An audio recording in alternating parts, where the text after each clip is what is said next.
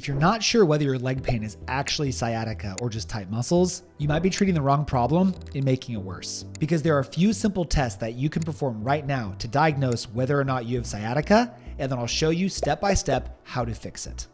My name is Dr. Grant Elliott, founder of Rehab Fix. We've helped thousands with low back pain, disc herniations, and sciatica fully recover through our one-on-one online coaching program. And in this episode, I'm going to show you 3 simple tests to confirm whether or not you truly have sciatica, what those results mean, and then walk you through a 3-step process to reduce nerve pressure, reduce disc pressure, and then restore movement and control in your lower back.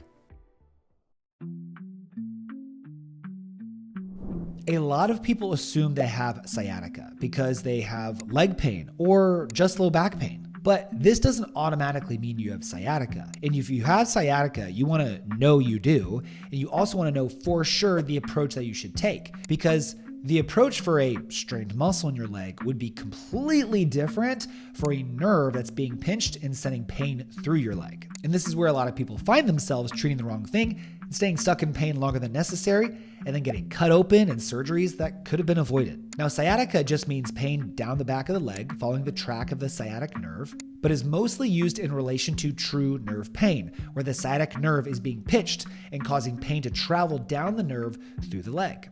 The sciatic nerve is the largest nerve in your body with a diameter of up to 2 centimeters, and the most common cause of sciatica is a disc bulge in the lower back that is pressing against the nerve, causing this pain. So now let's walk you through a few diagnostic tests to determine for sure if you are dealing with sciatica. Test number 1, lay flat on your back. You can perform this on the floor, a table, or your bed. Raise the good leg as high as you can comfortably to get an assessment of how that side feels. Now raise the painful side and compare. If it felt significantly restricted or created tension through the lower back and through the hamstring earlier than the other, that is a sign of nerve tension, especially if it created any burning, electric shock, or numbness and tingling. Test number 2, with the painful leg, now flex the ankle up, meaning pull the toes towards you into dorsiflexion. If this immediately reproduces your symptoms, now this is definitely starting to look like sciatica, because obviously the position of the leg did not change. Your hamstring is not being stretched further. Your low back is not being stretched further.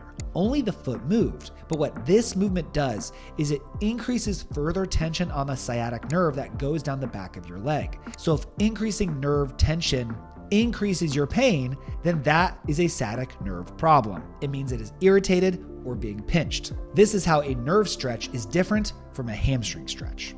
Now, for the last test, you're going to sit, slouch forward, bring your chin down, and now straighten one leg out at a time, toes towards the ceiling. And if you notice that the painful side is significantly worse than the good side and reproduces that shooting pain down your leg, that's definitely sciatica. This is why if you're dealing with this type of pain, you do not want to be stretching your hamstrings. I know the leg is tight and the instinct is to stretch it, but that can absolutely make it worse by tugging on a sensitive nerve over and over. And the literal test to diagnose if you have sciatica are movements that stretch the hamstring, because it reproduces the pain. It reproduces the symptoms, which means if you keep doing that, you're just gonna make it worse. But the good news is that you can fix this quite easily by knowing the right movements to do and avoiding the wrong stretches.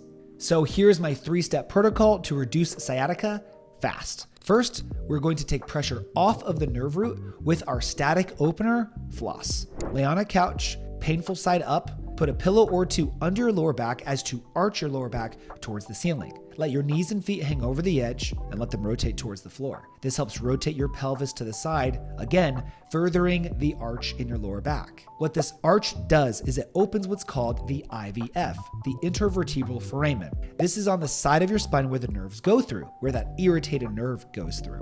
And if we can open the space around this nerve, it gives it more space. It gives it room to breathe. It takes pressure off of it, which can help improve blood flow and reduce inflammation around it. Now that this space is bigger, we can perform a sciatic nerve floss with that top painful leg. What that will now do is it will help mobilize the nerve through this larger opening to improve blood flow and nutrients into the nerve to promote further healing. This also helps mobilize it through all of the muscles it travels to ensure it is not trapped anywhere along the way. This is a combination of disc and nerve decompression with nerve movement. Hey, real quick, I know you're struggling with pain and obviously want to fix it. So if you just text me the word pain to 317-751-9509, I will send you my free back pain fix demo. Just text that number and you can fix your pain. Thank me later. Back to the show.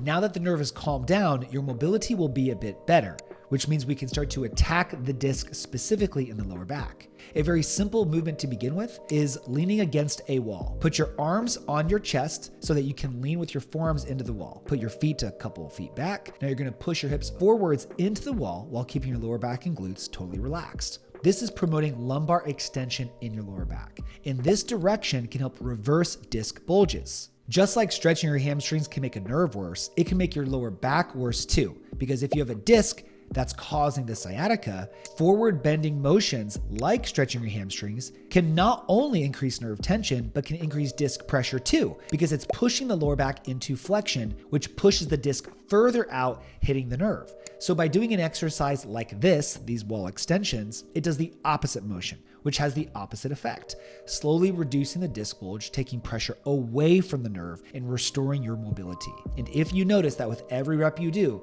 it gets easier and easier and the pain in your leg reduces, it means you're on the right path.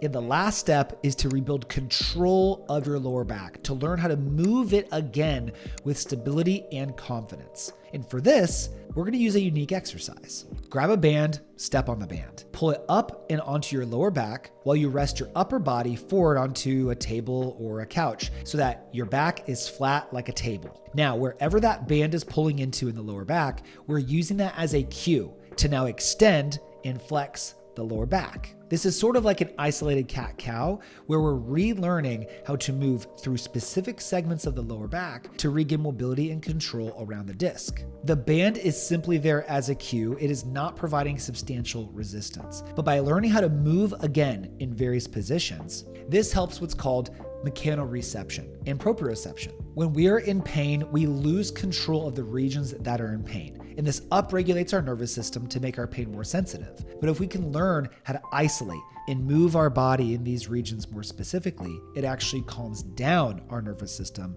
and helps reduce our pain. And the better you can control your lower back, obviously, the less susceptible to injury you will be.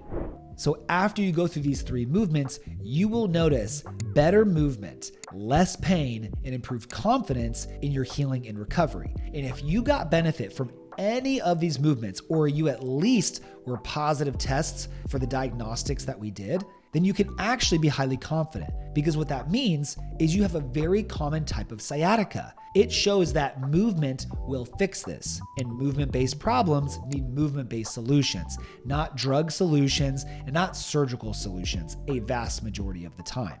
But you might be asking yourself, okay, Grant, well, this video really helped, but what do I do next? Or this was maybe painful for me, or what's a modification that I can make? And if you're asking yourself that, you're asking the right questions. Because not everyone's situation is the exact same, obviously. Many need small changes that can produce big differences and ensure your success. So I want to offer you something to help you get the right plan so you don't stuck in limbo guessing what to do on your own. And what I have for you is called the centralization process. And this tells you exactly what is causing your pain and the specific movements that you need to do to fix it, when, how many, and how often. So if you're ready for a structured plan to healing, just text me the word pain to 317-751-9509 to get a tailored step-by-step plan to permanently fix your back or sciatica issues following my centralization process. Do it right now so you don't miss this opportunity to finally get pain-free and live the life that you deserve. And after you text me,